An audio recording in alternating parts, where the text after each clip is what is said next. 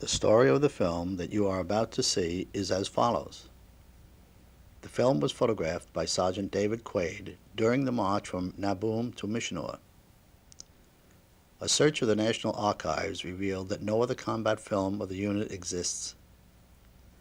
2 cartons of exposed film were placed on the litter of one of the wounded being evacuated from the engagement at Tinquacan. The airstrip at Everang proved too short for takeoff. Twice, liaison planes crashed.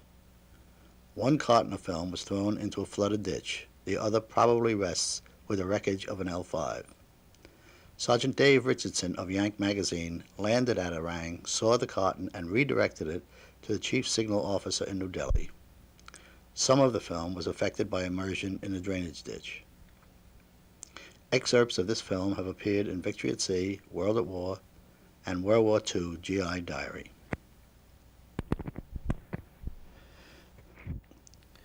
The 5307th Composite Unit Provisional operated in North Burma during World War II for a period of approximately 5 months early in 1944. Its code name was Galahad and was dubbed Merrill's Mauraders by James Shepley, a correspondent for Life magazine. The unit fought in 5 major battles and 30 minor engagements and never cracked before the enemy. Its shoulder patch incorporates a Chinese star signifying combined operations with units of the Chinese Army. The green field represents the jungle under which the Mauraders fought, but which also provided cover and surprise in their attacks on the enemy. The lightning bolt symbolizes a strategy of long-range penetration, operating behind enemy lines without the comfort of continuous supply lines. The 5-pointed star is the Star of Burma, the arena of combat. The blue field, the sky from whence all supplies, food and ammunition, arrived miraculously by parachute airdrop. 27th April 1944, Naboom, Burma. Lieutenant General Joseph Stilwell arrives at the Naboom airstrip by L-5 liaison plane. This was to be the final briefing and marching orders to Brigadier General Frank Merrill regarding the attack on a main Japanese base at Mishinur. The 2 generals observed the last supply drop before the operation was kicked off.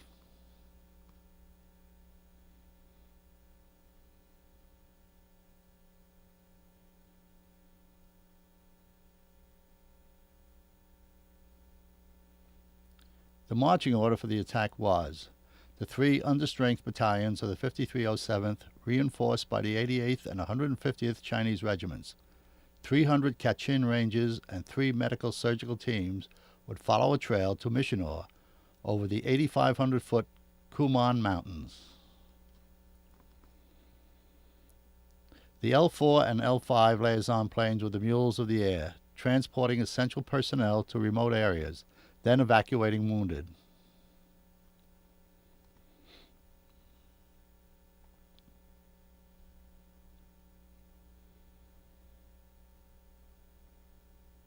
The radio section of Orange Combat Team, 3rd Battalion, kept Stilwell's headquarters apprised of progress. All communication was by key and always in code. Bernie Martin cranks the generator while Bill Smalley sends with the key. Bill contracted typhus on this march. He died in Hawaii on his way home.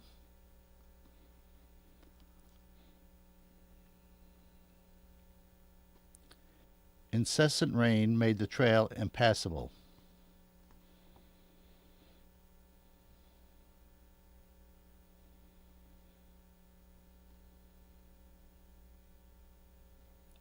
The epic crossing of the Kumans at the 6,100-foot Nora Hakyat Pass had never been attempted before during the monsoon season. With only the exception of an OSS Kachin patrol from Arang, the trail had been out of use for 10 years. The advance party and later every available man attempted to make the trail passable.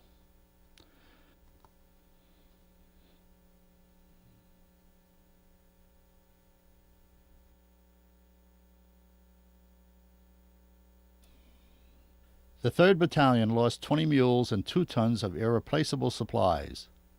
When a rifle fire commenced to put the mules which had fallen over the cliffs out of their misery, it sounded to those in the rear as though we had engaged the enemy.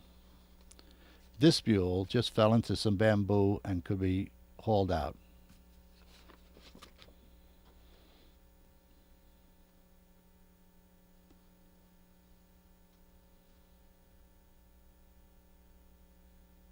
The Chinese soldiers or Chungwabings were assigned to us as stretcher bearers.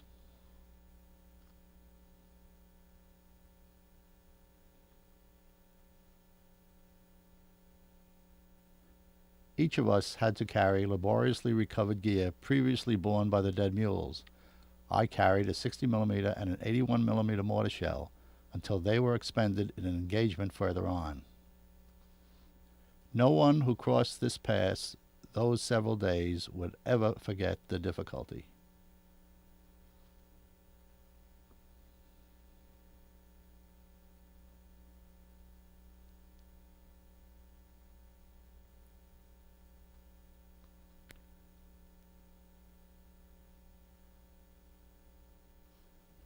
The mule skinners did everything in their power to help the mules with the climb.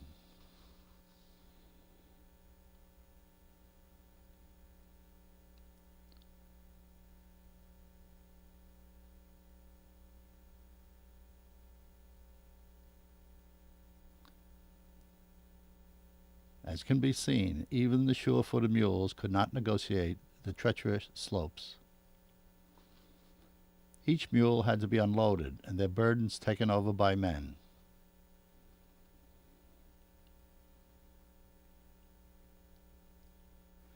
Bearded Major Petito helping to load a 125-pound saddle onto the back of a mule skinner. Men had to do that which the beast could not.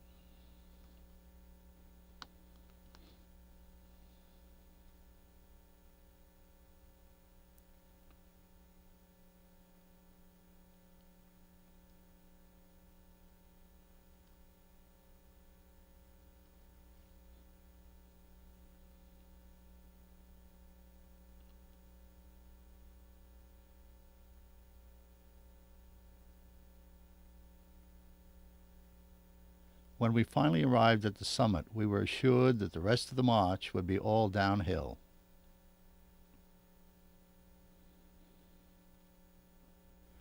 When the mists cleared, we realized it was not exactly the case.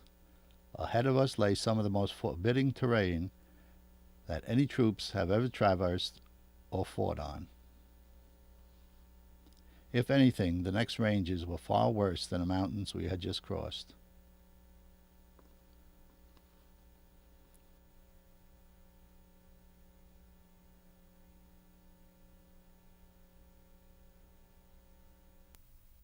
Orange Combat Team, commanded by Major Petito, moves forward to establish a trail block while the battalion takes a supply drop at Salawang Hakyang. Smiling Corporal Warner Katz killed the first Japanese by an American infantryman in Asia. The 1st and 2nd Troop Carrier C-47s and drop crews were so good that they took pride in stacking the supplies for us. Chutes that fell into the tall jungle trees stayed there.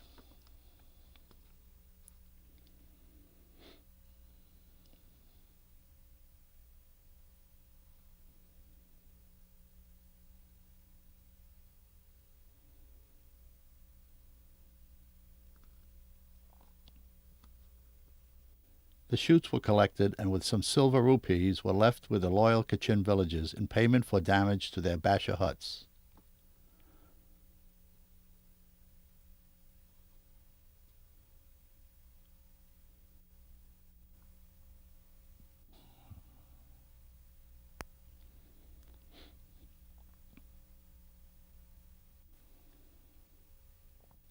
The dogs romping about were not pets, but were in fact an important food staple for villages.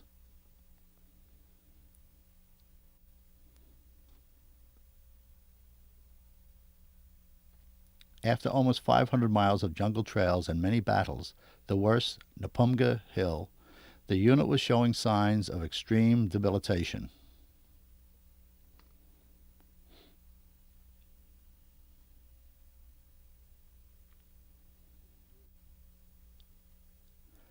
High on the ridges, it was almost impossible to locate drinking water.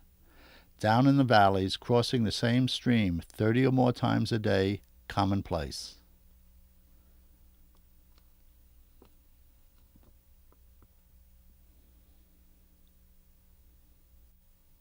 May 7th, Ritpong, the first contact with the Japanese. one of our Japanese-American interpreters, I believe Roy Matsumoto, conveying to the officers of the 3rd Battalion information gleaned from a map taken from one of the dead enemy. We found that the village was garrisoned by some 150 Japanese troops. As the Chinese 88th Regiment attacked Ritpong from the north, Khaki Combat Team put pressure on the Japanese from the south and took casualties. These wounded were recovered despite constant enemy fire. We did not abandon our dead or wounded.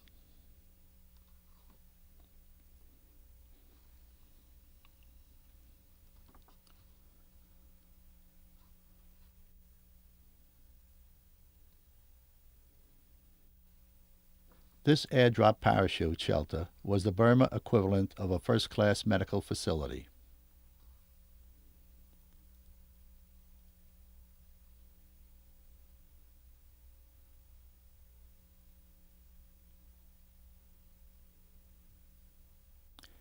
Here, Captain Paul Armstrong, 3rd Battalion, Orange Combat Team doctor, aided by Tony Colombo, Colonel Beach's runner, ministered to the wounded. The blonde kid was Private Page, Samson, Alabama. He died that night.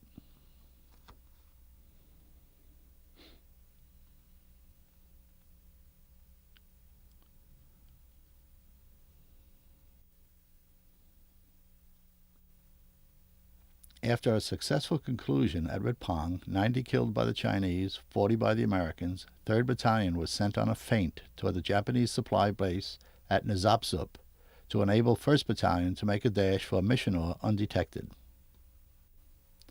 West of Tinkrikong, Orange Column encountered fierce Japanese resistance. First estimate of enemy strength, 1 platoon. The reality, 1 battalion. The result, 8 dead, 20 wounded, heavy Chinese losses.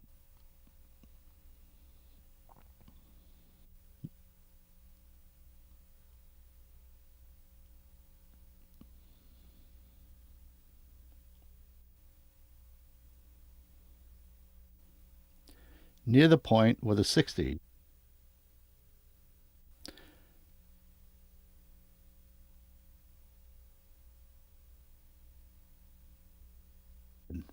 Just over the rising ground is the enemy. Fire and dig and keep down.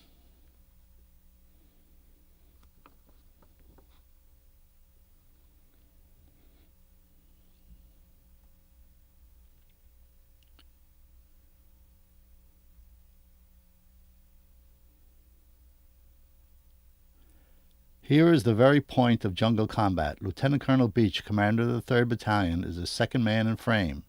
Japanese bullets can be seen zipping through the foliage behind him. A BAR man and a rifle grenadier fire at targets of opportunity. The Japanese are only a few yards away.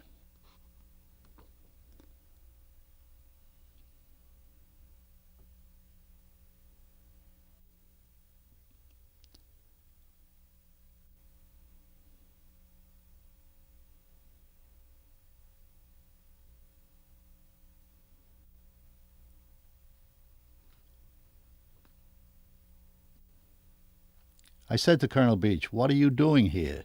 You should be in the rear running this thing." In answer, Beach ran forward and unloaded a grenade on the enemy. The jungle obscures the result. When the firing let up, the packs of the dead Japs were opened for intelligence purposes. Sergeant Toomey, seeing us in an exposed position on a trail, yelled for us to take cover. At which point, a Nambu machine gun opened up. As we dove through the bullets to the safety of the jungle, the Nambu traversed with us and into the heavy machine gun section. Toomey was hit. As can be seen, Captain Armstrong was right in there. Perhaps here is where he earned one of his 2 silver stars. Japanese bullets can be seen flying by.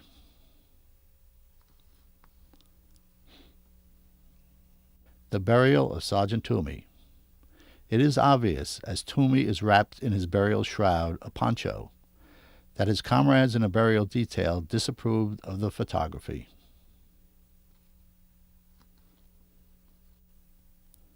Father Barrett, our chaplain, taking note, told me that it was important to continue to witness scenes like this with a camera, showing people what war is really like.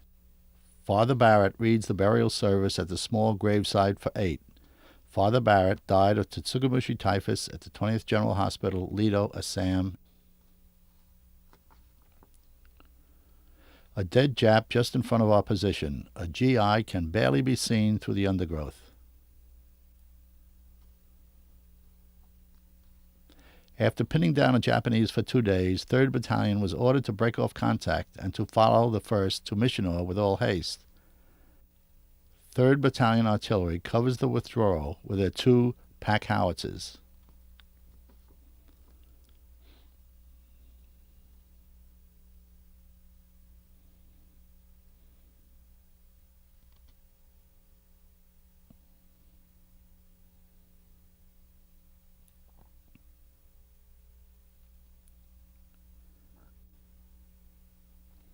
The Mogung Missionor Road.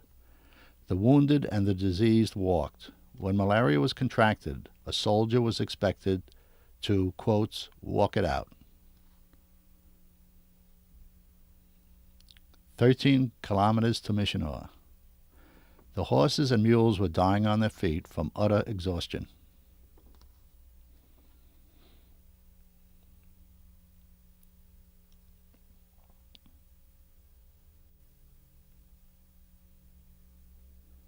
As the unit crossed Namqui Hakka, it was obvious that many of the troops marched in a trance-like state.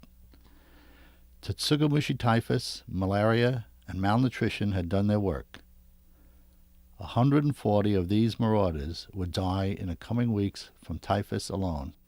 17th of May, 1st Battalion and the Chinese 88th had taken the airstrip, the Japs countered by a successful zero strafing and bombing attack. As the battle for Missionor settled into a siege, a war of attrition began. Neither the Americans, the 5307th, the 209th, and the 236 Engineers, or the Chinese regiments were equipped for trench warfare against an incredibly dug-in and fortified enemy. We had the 88th Fighter Squadron based on the airfield. They daily provided probably the closest dive-bombing support of ground troops in World War II, 2 miles to the enemy.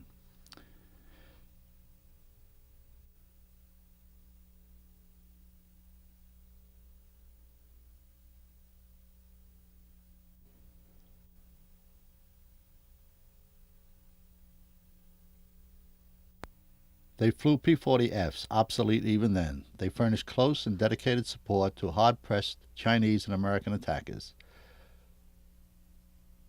Those 250-pound demolition bombs can be handled in this cavalier manner, since no fuse or detonator has been attached as yet.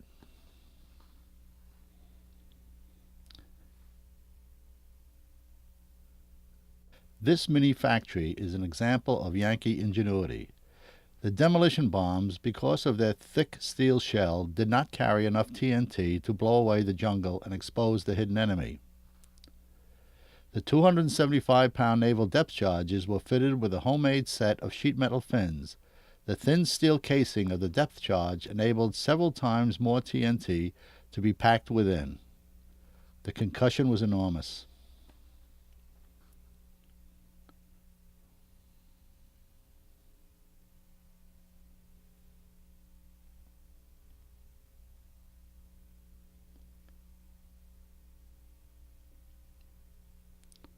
The armorers of the 88th moved from factory to dive bomber.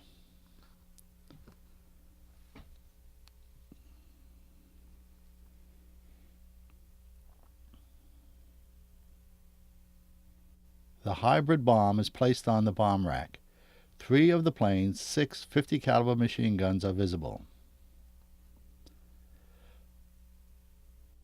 A small counter-rotating propeller is screwed to a threaded rod on the detonator of the depth charge.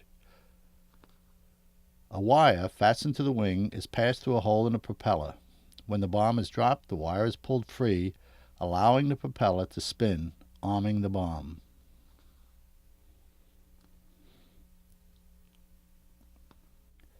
At the mission briefing, the commanding officer checks the target coordinates with the other members of the flight. His plane's name is Flung Dung. It flung more than that.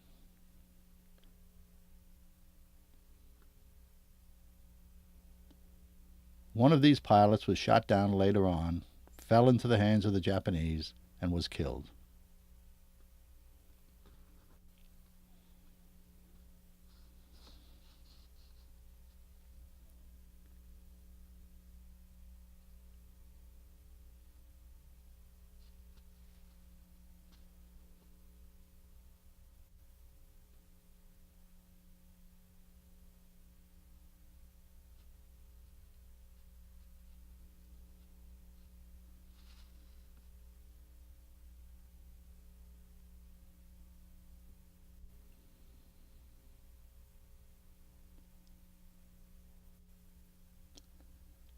Smoke from the battle for the besieged town rises in front of the mountain.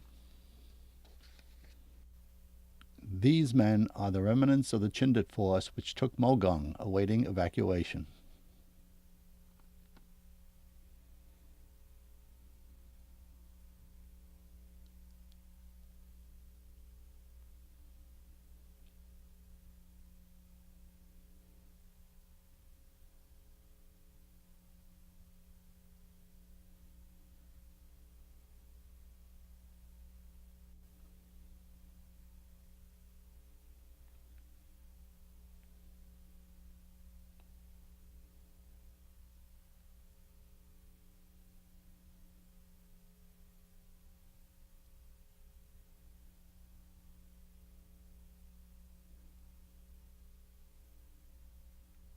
The P-40s make one climbing turn and are in position to make their run. I mounted the camera to the gun sight of one of the planes. Smoke shells fired by the infantry delineate the target for the P-40s.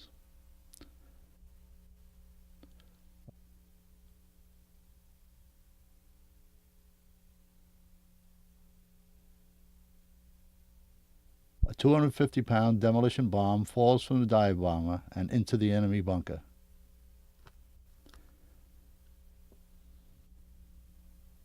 This was a close support mission for American infantry. The camera plane is following the squadron leader, who is zeroing in on a bunker in a grove of trees. When the first ship pulls out, the camera ship continues to follow the bomb.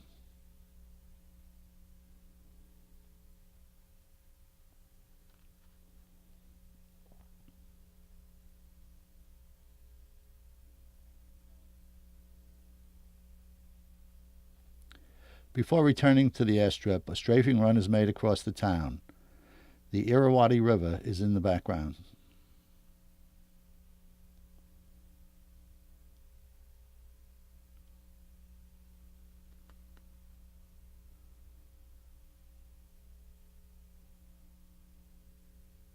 American infantry, after taking the position, examine the enemy dead and collect souvenir weapons.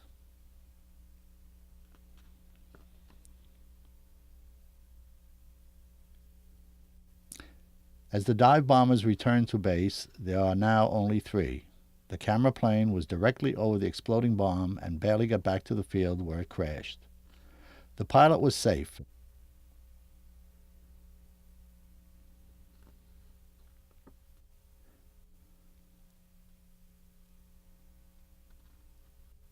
The Japanese flag near the cockpit indicates that this pilot was credited with a 0 in aerial combat.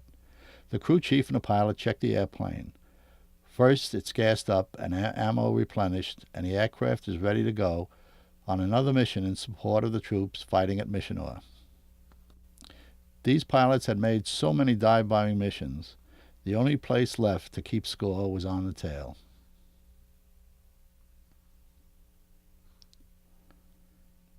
Battle Honors. The 5307th Composite Unit was the first United States ground combat force to meet the enemy in World War II on the continent of Asia. After a series of successful engagements in Hukong and Mogung valleys of North Burma in March and April of 1944, the unit was called on to lead a march over jungle trails through extremely difficult mountain terrain against stubborn resistance in a surprise attack on Missionor. The unit proved equal to its task, overcame all the obstacles put in its way by the enemy, the terrain, and the weather, and after a brilliant operation on 17 May 1944, seized the airfield at Missionor, an object of great tactical importance in the campaign, and assisted in the capture of the town of Missionor on 3 August 1944. The successful accomplishment of this mission marks the 5307th Composite Unit as an outstanding combat force and reflects great credit on Allied arms. By order of the Secretary of War, G. C. Marshall, Chief of Staff.